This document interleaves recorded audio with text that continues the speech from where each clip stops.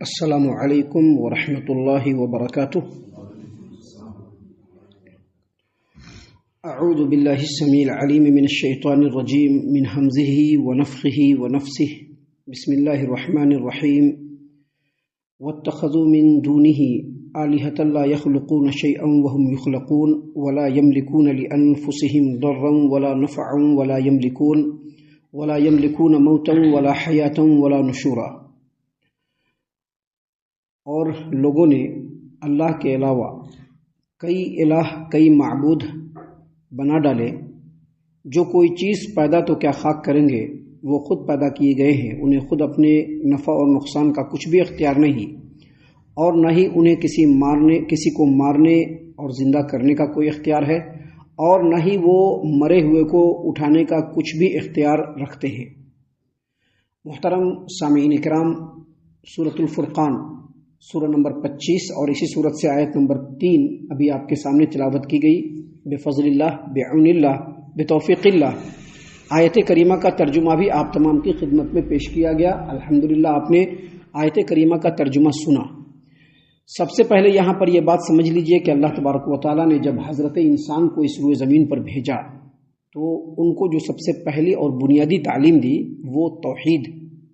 آپ جتنے بھی انبیاء ہیں، ان تمام نبیوں کے حالات کو جب آپ قرآن کریم میں پڑھیں گے، نبی کریم صلی اللہ علیہ وسلم کی زبان مبارک سے جو احادیث مبارکہ ہمارے پاس موجود ہے، جب اس کو پڑھیں گے تو آپ کو پتہ چلے گا کہ انسانوں کو سب سے پہلی تعلیم اللہ تبارک و تعالیٰ نے جو دی، جو بنیادی تعلیم دی، جو ایک فرما بردار، اطاعت گزار، وفا شعار انسان کے لیے جو سب سے پہلی تعلیم ہے، وہ یہ کہ وہ توحید کو اختیار کرے اور شرک سے دور رہے، یعنی رب العالمین کو ایک اکیلا معبود سمجھے، اللہ تبارک و تعالیٰ کے علاوہ جتنے بھی ہیں سب کو اللہ کا مخلوق، اللہ کا بندہ اور اپنا غلام، اللہ کا غلام سمجھے، اور اللہ کے علاوہ کسی کو بھی اللہ تبارک و تعالیٰ کی عبادت میں، اللہ تبارک و تعالیٰ کی صفات میں، اللہ تبارک و تعالیٰ کی ذات میں بالکل شریک نہ ٹھہرائے۔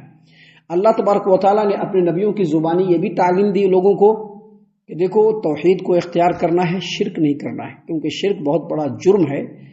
اور یہ جو قرآن کریم ہے، اس قرآن کریم میں اللہ تبارک و تعالیٰ نے شرک کی مذمت میں، شرک کو کنڈیم کرنے کے لیے، شرک کے جڑ کو ختم کرنے کے لیے مختلف انداز اور اسلوب میں تعلیم دیا ہے لوگوں کو، جس میں سے یہ جو آیت کریمہ ہے، اس میں اللہ تبارک و تعالیٰ نے یہ بتلایا ہے کہ اگر کسی کو ہم معبود بناتے ہیں، کسی کو اگر ہم الہ بناتے ہیں، کسی کو ہم پوجتے ہیں، کسی کے سامنے اگر ہم جھکتے ہیں، کسی سے اگر ہم نظر و نیاز مانتے ہیں، تو اس کے لیے کچھ معیار ہے، کچھ کسوٹی ہے۔ دیکھو کہ سامنے والا جس کے سامنے تم جھک رہے ہو، دیکھو سامنے والا جس سے تم مانگ رہے ہو، دیکھو سامنے والا جس کو تم اپنا مشکل کشا حاجت روا سمجھ رہے ہو، دیکھو کہ اس کے اندر یہ معیار پایا جاتا ہے یا نہیں پایا جاتا ہے۔ تمام مشرکوں کو کھلی جو ہے دعوت دی گئی ہے اس آیت کریمہ میں کہ جن کو وہ پوچھتے ہیں ان کے اندر دیکھیں، غور کریں، جو معیار بیان کیا جا رہا ہے اس آیت کریمہ میں، اس معیار پر ان کو پرکھیں، کسوٹی پر ان کو جانچیں اور دیکھیں کہ ان کے جو معبود ہے، ان کو جو وہ پوج رہے ہیں، ان کے اندر یہ چیز پائی جا رہی ہے کہ نہیں پائی جا رہی ہے، وہ اس چیز کے حقدار ہے کہ نہیں ہے کہ ان کے سامنے جھکا جائے۔ دیکھیے سب سے پہلی بات جو اللہ تبارک و تعالیٰ نے اس آیت کریمہ میں بیان کیا، دیکھیے سب سے پہلے آیت کریمہ کا ترجمہ پھر سے پڑھتے ہیں، آپ اس کو غور سے سنیے۔ اللہ نے فرمایا لوگوں نے اللہ کے سوا اور معبود بنا لیے ہیں، جو کوئی چیز پیدا تو کیا خاک کریں گے، خود ہی پیدا کیے گئے ہیں، انہیں خود اپنے نفع اور نقصان کا کچھ بھی اختیار نہیں، نہ ہی وہ کسی کو مارنے اور زندہ کرنے کا اختیار رکھتے ہیں، اور نہ ہی اگر کوئی مردہ ہو چکا ہے اس کو اٹھانے کا کچھ بھی اختیار رکھتے ہیں۔ یہ آیت کریمہ ہے۔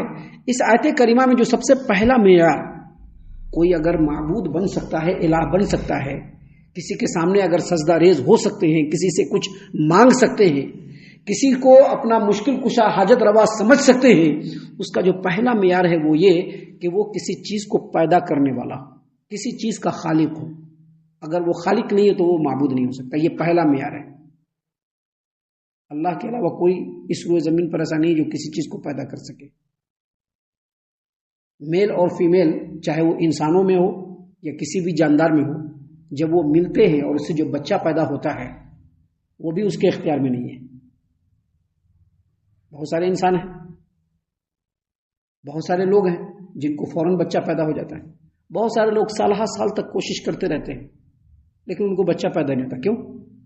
کیونکہ اللہ کے علاوہ کوئی خالق نہیں ہے، اللہ کے علاوہ کوئی کسی چیز کو پیدا کرنے والا. تو یہ پہلا معیار ہے جو اللہ نے بتلایا. دوسرا معیار جو اس میں اللہ تبارک و تعالیٰ نے اس آیت کریمہ میں بتلایا کہ جو مخلوق ہو وہ معبود نہیں ہو سکتا، جو خود پیدا کیا گیا ہو وہ معبود نہیں ہو سکتا.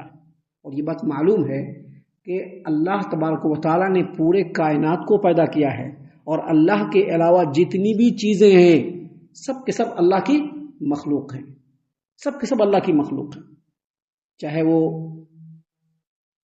پیغمبر ہو، چاہے وہ اولیاء ہو، چاہے وہ مٹی اور پتھر کے بت ہوں، چاہے جن و شیاطین ہوں، چاہے فرشتے ہوں، چاہے یہ بت جو لوگ بناتے ہیں وہ سب کے سب اللہ تبارک و تعالیٰ کی مخلوق ہیں. اور جو مخلوق ہیں وہ کبھی بھی معبود نہیں ہو سکتے.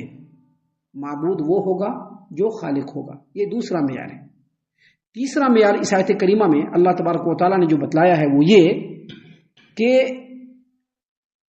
کسی کو فائدہ پہنچا سکتا ہوں اور کسی کو نقصان بھی پہنچا سکتا ہوں.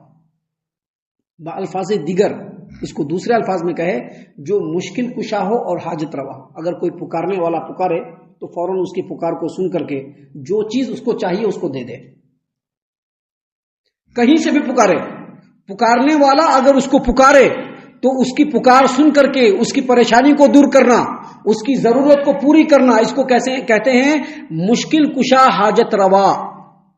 اور یہ وہ صفت ہے، اور یہ وہ صفت ہے کہ مشرکین نے اللہ تبارک و تعالیٰ کے علاوہ دوسرے مخلوق میں یہ چیز مانا، چاہے وہ جاندار ہو یا بے جان، یا زندہ ہو یا مردہ، اس میں یہ چیز مانا ہے. مثال کے طور پر ایک آدمی مزار پر جاتا ہے تو مزار پر جانے کے بعد جو مزار کے اندر بابا لیٹا ہوا ہے بھی کہ نہیں ہے، لیکن چونکہ اس کے خیال میں ہے کہ اس مزار کے اندر بابا مرا ہوا ہے، لیٹا ہوا ہے، مر چکا ہے، اس کو قبر میں دفن کر دیا گیا ہے، اس کے دل میں کیا خیال ہوتا ہے کہ اس بابا کے سامنے اگر ہم اپنی فریاد کو رکھیں گے تو بابا ہماری بگڑی بنا دے گا، ہماری ضرورت کو پوری کر دے گا.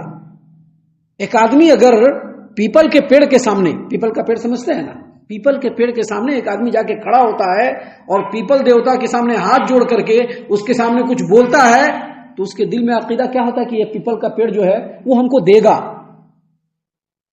مٹی اور پتھر کے بت کے سامنے بہت سارے لوگ جا کر کے پجاری بن کر کے کھڑے ہوتے ہیں اور ان کے سامنے جو مراد مانگتے ہیں ان کے دل میں یہ خیال ہوتا ہے کہ جو پتھر کا بت ہے یہ سن لے گا اور ہماری ضرورت کو پورا کر دے گا.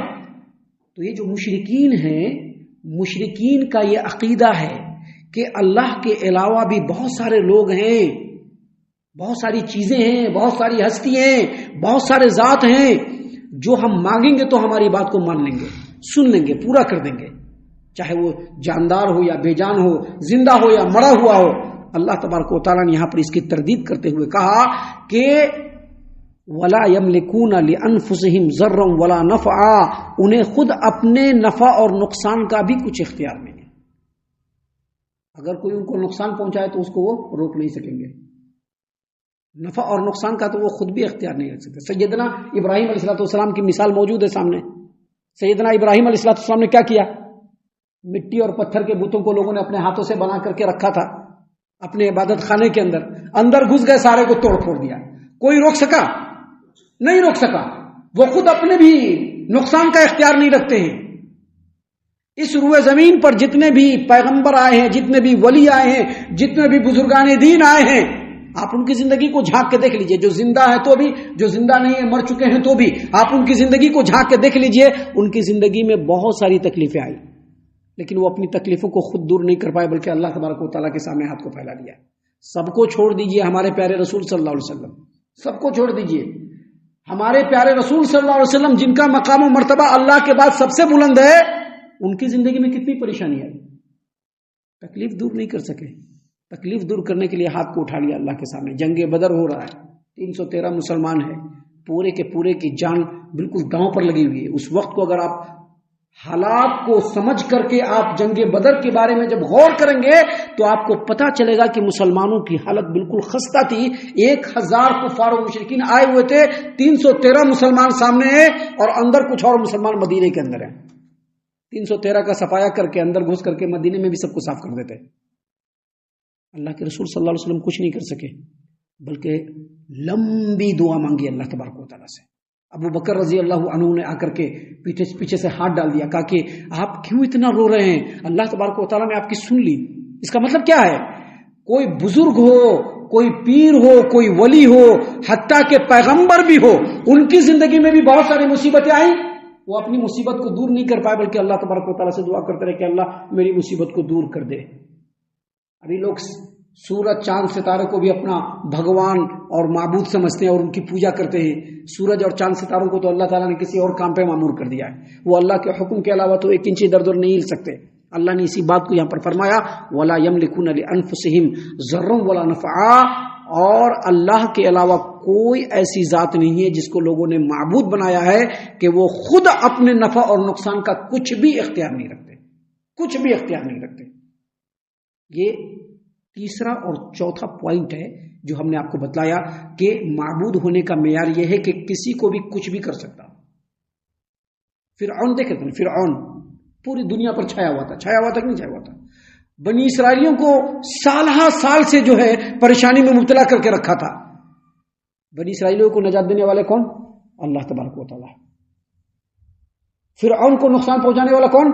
اللہ تبارک و تعالیٰ. لیکن فرعون دوسروں کو نقصان نہیں پہنچا سکا, موسیٰ کو چھو بھی نہیں پایا علیہ الصلوۃ والسلام. تو اللہ تبارک و تعالیٰ نے فرمایا وَلَا يَمْلِكُونَ لِأَنفُسِهِمْ ضَرًّا وَلَا نَفْعًا, انہیں خود اپنے نفع اور نقصان کا کچھ بھی اختیار نہیں. اور آگے فرمایا اللہ تبارک و تعالیٰ نے وَلَا يَمْلِكُونَ مَوْتًا وَلَا حَيَاةً وَلَا نُشُورًا, اور جو معبود ہوگا وہ مارنے کا بھی اختیار رکھے گا, زندہ کرنے کا بھی اختیار رکھے گا, موت کا بھی اختیار رکھے گا, حیات کا بھی اختیار رکھے گا, اور اگر کوئی مر جائے تو اس کو دوبارہ زندہ کرنے کا بھی اس کو اختیار. اور اللہ تبارک و تعالیٰ کی ذات کے بارے میں یہ بالکل عام ہے, معلوم ہے کہ اللہ تبارک و تعالیٰ ہر آن مردے سے زندہ کو پیدا کر رہا ہے, زندے سے مردہ کو پیدا کر رہا ہے کہ نہیں کر رہا ہے؟ ہر آن کتنے سارے لوگ پیدا ہو رہے ہیں, کس چیز سے پیدا ہو رہے ہیں؟ حقیر معمولی اور بے جان نطفے سے پیدا ہو رہے ہیں. بے شمار لوگ پیدا ہو رہے ہیں, بے شمار چیزیں پیدا ہو رہی ہیں, وہ سب کے سب مردے سے زندہ ہو رہی ہے. اللہ تبارک و تعالیٰ کا کارنامہ ہے. اور پھر زندے کو اللہ مار بھی رہا ہے, ہر آن لوگ مر بھی رہے ہیں. لیکن اللہ کے علاوہ اللہ تبارک و تعالیٰ نے اسی قرآن کریم میں یہ چیلنج دیا ہوا ہے کہ ایک مکھی بھی پیدا کر کے دکھلائے. اللہ نے تو یہاں تک کہہ دیا اس قرآن کریم میں کہ جو معبود ہے جس کے سامنے لوگ جھکتے ہیں اور چڑھاوا چڑھاتے ہیں, کوئی مکھی آ کر کے ان کے سامنے سے اگر کوئی چیز اٹھا کر کے لے جائے اس کو بھی روکنے کا اختیار نہیں رکھتے. اللہ تبارک و تعالیٰ نے اسی چیز کو یہاں پر بیان فرمایا ہے وَلَا يَمْلِكُونَ مَوْتًا وَلَا حَيَاةً وَلَا نُشُورًا, اور نہ ہی کسی کو مارنے, کسی کو زندہ کرنے, اور نہ ہی مردے کو زندہ کرنے کا کوئی اختیار رکھتے ہیں جن کو اللہ کے علاوہ معبود بنایا گیا ہے. یہاں پر اتنی بات بیان کی گئی ہے. قرآن کریم میں دوسرے مقام پر یہ بھی کہا گیا ہے کہ جو خود محتاج ہو وہ معبود نہیں ہو سکتا ہے, جو کھاتا ہو وہ معبود نہیں ہو سکتا ہے, جو کھاتا پیتا ہو وہ معبود نہیں ہو سکتا ہے, جو خود پیدا کیا گیا ہو وہ معبود نہیں ہو سکتا ہے, جو اللہ کا یا کسی کا بھی محتاج ہو وہ معبود نہیں ہو سکتا ہے. ہم بھی محتاج ہیں, آپ بھی محتاج ہیں, کائنات کی ہر چیز محتاج ہے, اللہ کی محتاج ہے, اور اللہ کسی کا محتاج نہیں ہے. گویا اس آیت کریمہ سے اللہ تبارک و تعالیٰ نے یہ تعلیم دی ہے کہ معبود ہونے کا ایک معیار ہے, اس کی کسوٹیاں ہیں, اس کے معیار ہیں, اس پر پرکھو. اللہ کے علاوہ کوئی نہیں ملے گا, لہٰذا اللہ کی عبادت کرو اور اللہ کی عبادت میں کسی دوسرے کو شریک نہ ٹھہراؤ. ہم اللہ سے دعا کرتے ہیں کہ اللہ تعالی ہم تمام کو ان تمام باتوں کے اوپر خوب غور و فکر اور تدبر کرنے کے ساتھ ساتھ ان باتوں پر عمل کرنے کی بھی توفیق عنایت فرمائے, آمین. اللہ تعالی ہم تمام کو صحیح معنوں میں پکا سچا مومن مسلمان بنائے, اللہ اور اس کے رسول صلی اللہ علیہ وسلم کی اطاعت و فرما برداری کرنے والا بنائے, صحابہ اکرام رضی اللہ عنہم کے طریقے پر چلنے والا بنائے, جنت الفردوس میں جگہ عطا فرمائے. اے اللہ ہم تمام کو جہنم سے پناہ دے, اے رب العالمین ہم تمام کو جہنم سے پناہ دے, اے مالک الملک ہم تمام کو جہنم سے پناہ دے, آمین یا رب العالمین. وما علینا الا البلاغ المبین.